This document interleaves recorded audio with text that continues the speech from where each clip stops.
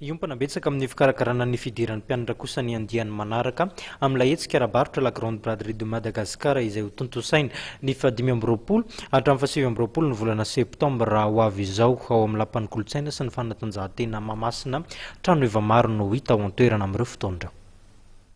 Pitsidika misa 5 alina no endrasana mandritra ilay hetsika la grande braderie de Madagascar andiany natokana ho fikarakarana ny fidiran'ny mpianatra izay ho tontosaina 5 ka hatramin'ny 7 Septambra ho avy izao etsy amin'ny lapan'ny fanatanjahantena sy ny kolotsaina etsy mamasina.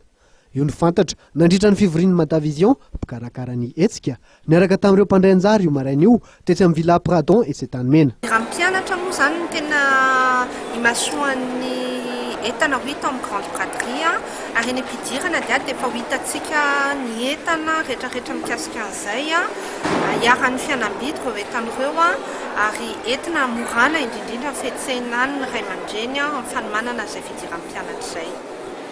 Ny resana teto amin'ny fivorian'ny mpandray anjara koa dia ny fianam-bidy ary anara-maso akaiky izay ary manentana koa izay mpanjifa anao fitarainana raha toka hitan'izy ireo fa misy mpandray anjara tsy manaraka n'izay fianam-bidy 5 isan-jaton'izay.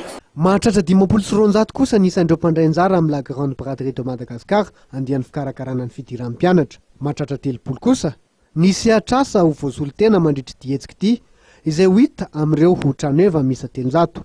Ny 30 ny Tranoheva dia tokana ho hogoran'ny kojakoja-pianarana. Omena vana ihany koa ny fialamboly mandritra ireo 5 andro sy ny hetsika ary misy toerana manokana tokana ho an'izany ho an'ny salatona rehetra. Samy azo ny anjarany amin'izany avokoa na ny lahy na ny vavy.